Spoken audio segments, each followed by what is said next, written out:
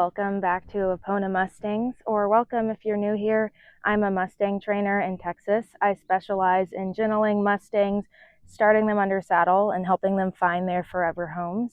Today we are joined here by Brutus, who is already a YouTube star in his own right. And I'm going to be covering a topic that was very popularly requested on my socials, and that is how to increase a horse's balance and strength in the canter on the lunge line. And so I'm going to share a few tips, and at the end I'm going to share a couple more exercises that you can research as well and look into doing. It's not all about the lunging. I don't like to do too many circles, but there are some very useful things that I've picked up over the years that help my horses find more balance and feel more comfortable. They're able to move more collected and in a productive way that's going to help keep them sound long term. So if you're interested in learning how you can turn your horse's canter from something like this to something a little more like this, then definitely watch the video and let me know in the comments if you have any more questions. So obvious prerequisite to doing this exercise is you have a horse that is some level of fit. They're at least able to walk, trot, canter in the round pen and move out comfortably and confidently. And you want a horse to be able to stay pretty soft on your lead rope and respond to pressure from a flag or a stick or whatever you have driving them from behind. So if you're not quite there yet, there are plenty of resources available online for how to get your horse lunging correctly, walk, trot, canter. And I'm going to start from there and show you how to improve your horse's lunging and their balance and their focus on you. So to start with, I've warmed up Brutus a little bit so you don't have to watch him walking circles forever, but I'm going to send him out on a walk circle.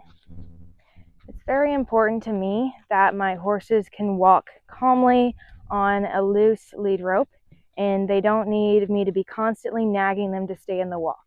A lot of horses, especially if they're young or they're coming back into work. So Brutus is coming back into work after some time off. So they might be a little anxious or maybe feel a little unbalanced and they want to rush into the trot just because they're nervous. So if you've got a horse and they're kind of rushing, so I'm going to ask them to trot and just pretend he trotted without me asking. So I'll take them and I'll walk at their hip. I'll point my flag at their hip and I might put a little feel on their face. And you notice how he came down instantly when he yielded his hips away. That's because it's a lot harder for him to trot while yielding his hips away from me. So I can make the right thing a little bit easier. So I want him to walk. Let's make it easier to walk. And at the same time, I can work on shaping my circles. So when I ask him for that, he steps under with his hind leg and he turns his head a little towards me and he starts to arc around me. And I can put him on a smaller circle. I can ask him to do it a little more dramatically. And then I can give him some slack and send him and walk. And send him out onto a bit of a bigger circle. And so that's one way that you can start to gain your horse's focus on the lunge line. You don't want a horse that's looking to the outside and bending the opposite way of the direction that they're traveling. That's going to put them on their inside shoulder. That's going to put them on their forehand, and they're not going to be paying very much attention to you. So you want your horse to be paying so much attention that they can respond to the lightest cues. And you want to start to reinforce having that correct bend because it's similarly to how you're going to want them to go under saddle. So if you're always practicing with them bending to the outside, that's what they're going to want to do under saddle. But if you practice it the right way, they're going to find it so much easier when you go to ride them. Good boy. Another thing you can do if you have a horse that's taking off into a trot, because it's a pretty common problem that I see, a lot of horses don't know how to walk on the lunge line. So maybe I've asked him, let's pretend I've asked him and he's been ignoring me. I might put something in front of his head, catch his attention, and reinforce him for walking, and then I'll just leave him alone. So the first exercise that I want you to do with your horse is very simple. It's just walk, trot transitions, but I want them to be done correctly. A lot of horses go around on the lunge line and they think it's the time where they just get to run all their energy out. And I've found that I can get a lot more done in less time if I have my horse focused, if they're doing correct transitions, if they're very soft, versus if I have my horse just racing around me. So if I have a young horse or maybe a green horse under saddle and they're a little bit excited, I can get them pretty good in a mental place where they're ready to ride and they're pretty relaxed in just a few minutes of doing transitions if they know this type of training, versus I could spend 30 minutes letting them run around, not pay any attention, and just run all of their energy and their emotions out. And then I have a horse that's tired. They're not in a good mental place to learn. They may be safe to get on and ride, but they're not going to learn very much. So I want you, he thought I was asking for the stop there. Sometimes they get a little confused, so I'll just reinforce. No, I meant walk. I want you to work on how soft and how attentive you can get those transitions.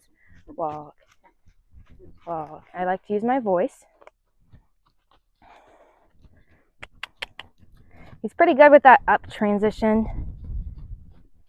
Walk. So when I ask for the walk, I'll just walk out his hips like I did earlier, but a little less dramatically, because he's not trotting without me asking. I asked him to trot. I'm going to say walk, walk. Good. So Brutus is a good example because he's coming back into work. So physically, he's still getting fitter. Mentally, he just needs a little bit of a refresher course.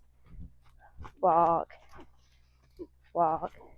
He's almost doing it. You can see where he starts to think, shift his weight back and start walking.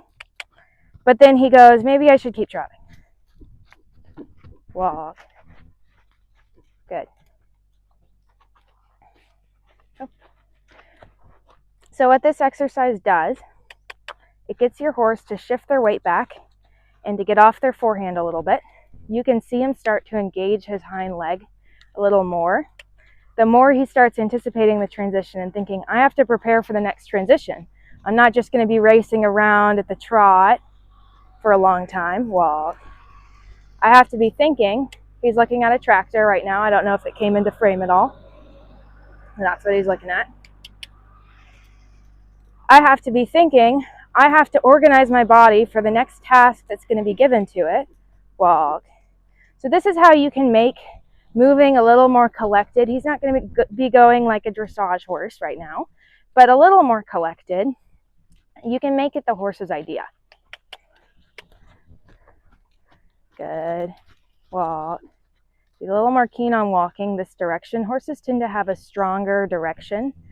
In whichever direction they're stronger, they might be a little bit weaker in their downward transitions because it's easier for them to just keep walking. So he did that pretty good. I still have a few things I like to fine tune, but for only being back in work for about a week and half of that time we spent doing obstacles, he's doing pretty good. And I don't want to tire him out too much. So I like to give my horse a break and just pat them with the flag.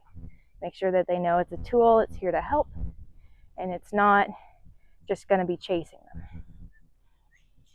So after my horse has had a little bit of a mental and physical break, I want to bridge the gap into the next exercise by asking him to walk, trot, and canter. So I want to show kind of what it looks like when he has a little more of an unbalanced canter. And this is just going to be first time I've asked him to canter. So I'm going to give him some more slack. I can't ask him to canter on a little circle just yet. And a little bit of sass. Hey. Trot. So it's not super pretty. He's throwing a little sass, and sometimes horses will do that. They'll toss their head their weaker direction because, and trot. Trot. Good boy. That's because it's a little hard for them. And sometimes when they're not balancing quite right, that wasn't an ideal stop. He kind of drifted into the stop. But if they're having a little trouble balancing, they might toss their head to help them balance. So I'm going to ask them to go the other way. So this is true of young horses that are learning how to lunge for the first time. You know, circles don't exactly come very naturally to horses. That's why I like to be mindful of how much I do them. It's also true of horses that are a little older. Brutus is 12, and he's just coming back into work after some time off.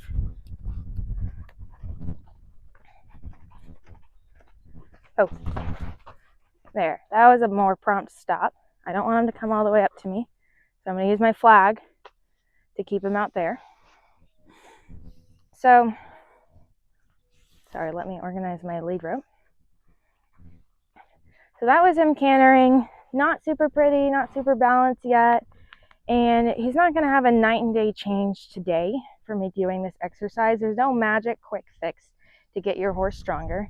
But I'm going to show a couple ways that if you do them over time, they're going to start to help your horse. And I won't work on this every day. Think about it like they're going to the gym. He's literally working on building a new set of muscles. He has to get stronger, and he can't do that all at once. So I'll work on it a few days a week, and then I might do something else. I might do something more mental. I might do a lower impact physical activity, and I'll just take it at the horse's pace. But you can set up your camera and you can film your horse and see how they're improving and if they're getting stronger, and watch their fitness improve.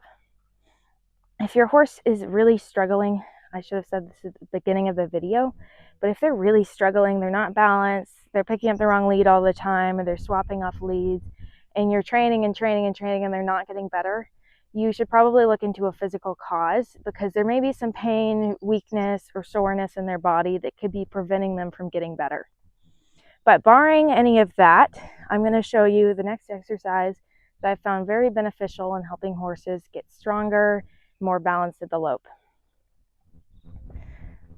So you saw Brutus was pretty freely moving out, so it wasn't perfect, but he was confidently picking up the canter and he could go several circles in a row. So I'll make sure my horse is fit and confident enough to do that before I move on to this. So I just want to send him in between me and the fence right now.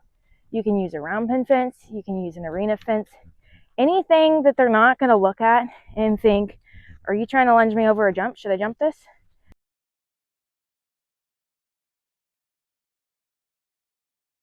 So he knows very clearly this is a barrier, and if you don't have a really good fence you can use, you might set up something a little more visual, like a couple barrels in a row, something like that they'll see and they'll think, oh, I should turn now. So he sees the fence and he goes, I need to keep turning left now. I'm going to ask him to pick up the trot. And you want to do this until your horse is comfortable moving between you and the fence or the barrier, so that they don't think they need to speed up and go through really fast. So on the next lap around, when he's at about a 45-degree angle, ask him to lope. Oh. That wasn't an ideal stop. We're going to have to work on those a little bit. But he picked it up between me and the barrier.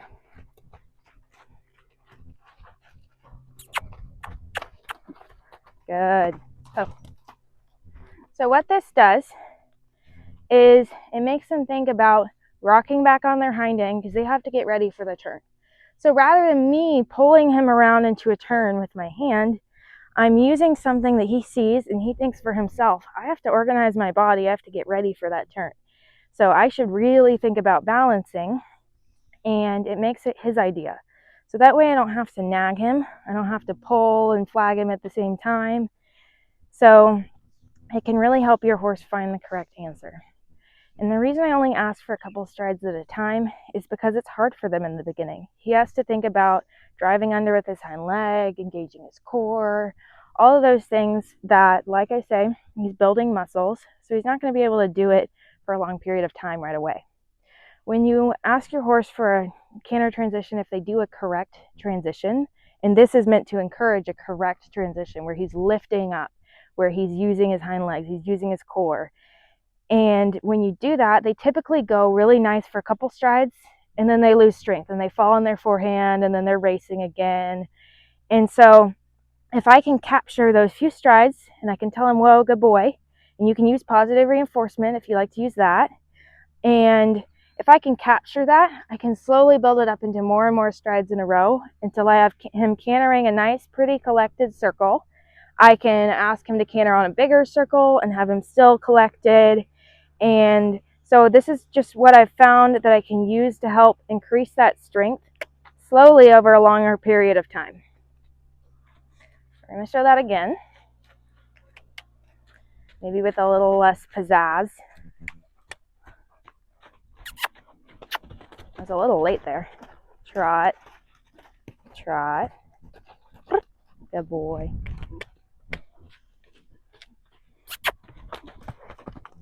Oh, I think he's reacting to the clip.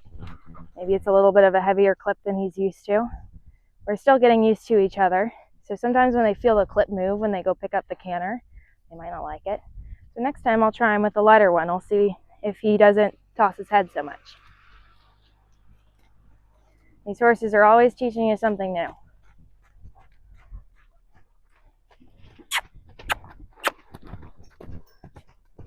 Oh, so already he's doing a better canter. He's not racing so much on his front end.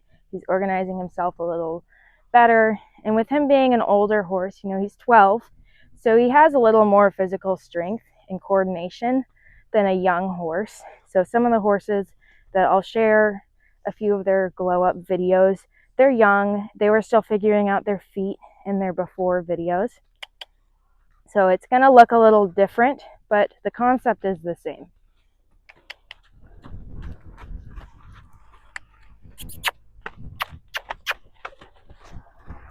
See, and that's where he gets a little distracted, moving his head around, and goes and picks up the wrong lead in the back. He fixed it. Oh, now we have a tractor going by. I'm going to give him a second. He just drove behind him. Good boy. So that was a little rushy. It's okay. And pretty quickly, they get the idea, and I'll start to take them off the fence. Right now, I want to see if he can offer me a walk to canter transition, even if it's not the most perfect. And what this does is it helps me reinstall relaxation. So he's getting a little too jazzed, a little too fast. So I'm going to say, let's take it back to the walk. Cool it for a second. Right. That's okay. Oh, good. He trotted first. But if you can do it a few times where they might trot in the middle and then they slowly figure out, oh, you want canter, I can do that. Walk to canter transitions really challenge the horse's ability to organize and lift themselves into the canter. And it makes it a lot harder for the horse to rush into the canter. A lot of horses speed up their trot and run into the canter. That's the opposite of what you want. So if your horse is fit enough, I'm not going to ask him for too many, then a walk to canter transition will really help your horse to get even stronger. It also makes the canter less of a big deal. It's not so dramatic. To me, at least, I think it's not so much of a big change for them if they think, oh, I can just lift into the canter. I don't have to make it this big scary thing where I'm running into the canter. Good. Oh, so sometimes to get them into the canter and get the concept of a walk to canter into their heads, you have to use a little more energy. And it might not be as pretty of a canter, but that's just one thing in horse training where you might go a little backwards to go a little forwards. So because he's not the most fit, I'm not going to ask him for a bunch of those. He's trying really hard. So I'm going to do the next step in this exercise, which is to take him a little farther off the fence. And I'll start to build up more and more strides at a time where I get a prettier canter for a little longer. Walk. You don't want to always use the fence as a crutch. It's a helpful tool in the beginning. I just wanted to make sure he could walk calmly first before going back to trot. Trot. Trot. Okay. We're going to try something different.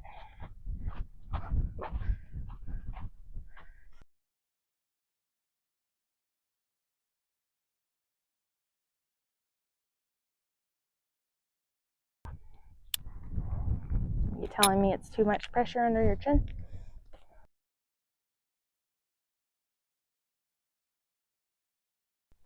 So this is a lighter rope, and it has a much lighter clip. This is actually a drive line. I'm going to see if my theory is correct, if he's feeling too much pressure in his chin, and it's causing him to react like that.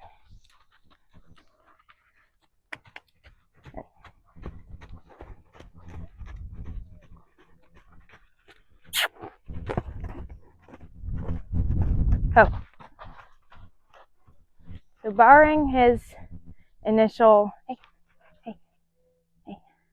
move into lope, where he was a little expressive with his forelegs, he did give me a couple strides. So as your horse gets fitter over time, you know, you can't do it all in one day, but you should be able to build up 2 strides into 3 strides into 4 strides and eventually have a nice pretty circle. And that's when I'll usually take them back into the middle of the round pen, put them on a larger circle, and test their ability to stay balanced.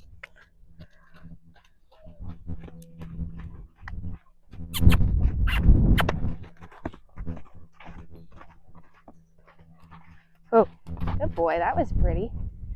Good job. Good boy. So, still not perfect, but I want to show him back in the middle of the round pen so you can get kind of a good, or a little bit of comparison of his canter without having the help of the barrier or a smaller circle. And walk. And walk.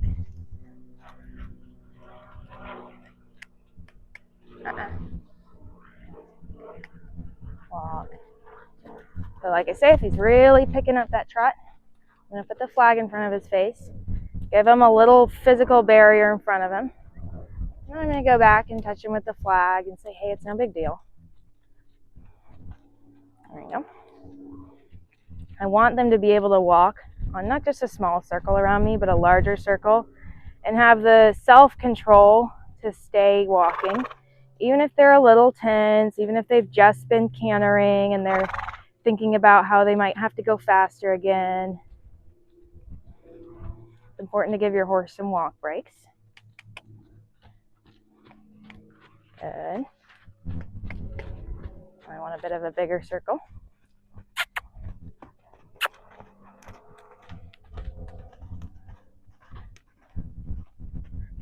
Good boy. So if I have my horse losing their balance a little bit, I might just touch the rope, just touch their face, and then add a little energy with the flag. And what this does, the rope becomes the barrier, and the flag is like my leg if I'm riding him. It just adds a little bit of energy. Says, hey, please step your hind leg under.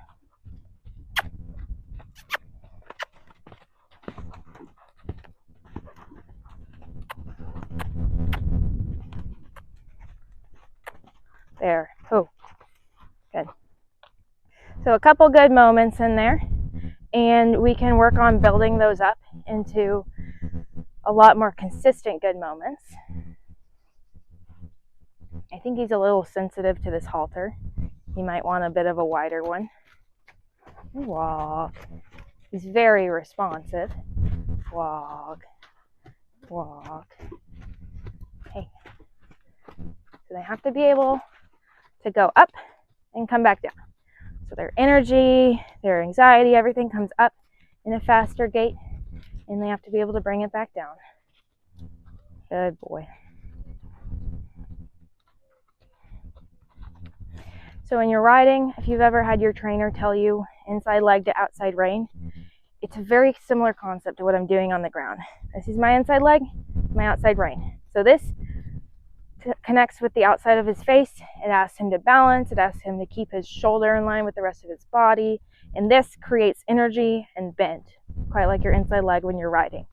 So I found that if I can do this enough on the ground, if I get the horse really solid with it, when I go to ask them to organize their body under saddle, they find it so much easier to understand. So we're going to go again this way.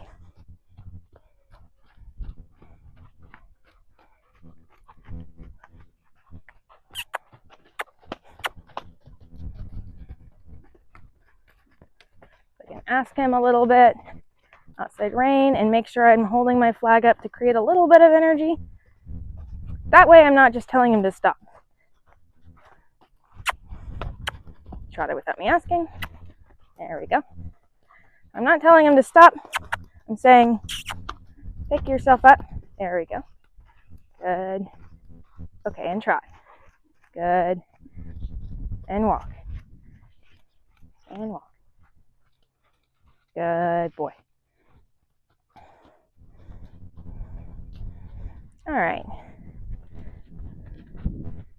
Good job. So Brutus has done well, even with an equipment change in the middle. It's all about finding what your horse is comfortable with.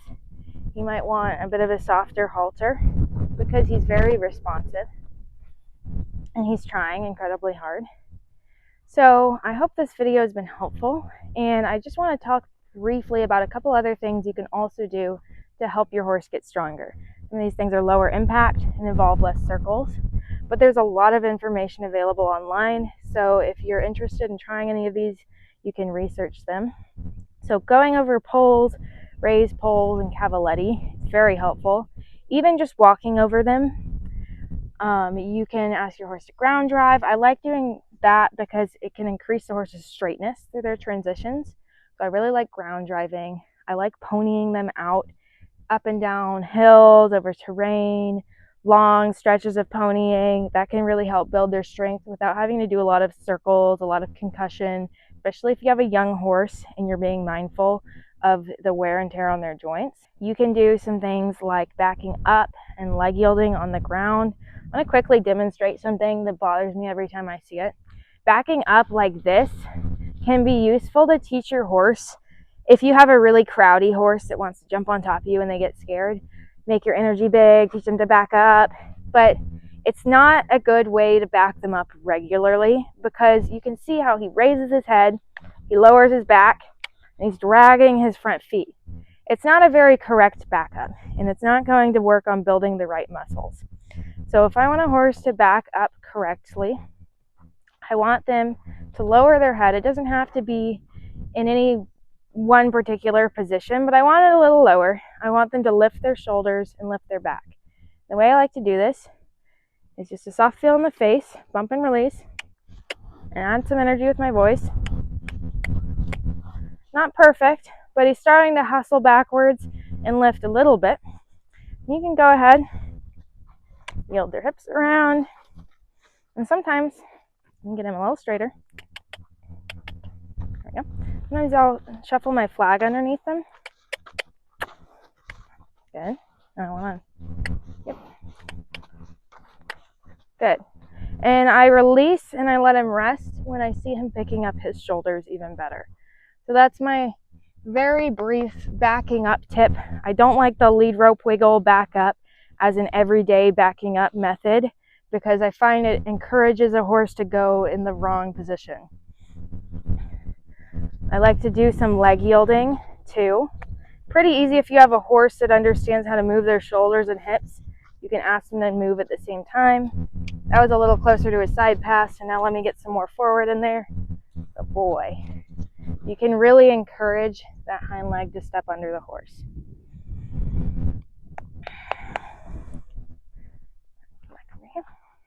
Well, thank y'all so much for watching, and let me know in the comments if you have any questions or if there are more topics you'd like me to cover. I've used this method to help a lot of horses, from quarter horses, warm bloods, and Mustangs, and sometimes the best thing you can do for a young horse that's having difficulty with their balance is turn them out for a few more months. You can still work with them, but I won't work them very hard for a few months. Just let them grow up, and oftentimes when you bring them back into training, they're so much more coordinated. They know where their feet are, they're able to balance better, and they'll thank you for it because you don't have to nag them so much. It comes easier to them. So sometimes that's the best thing you can do for a young horse, but if you've got one that's definitely ready for the training, this can really help.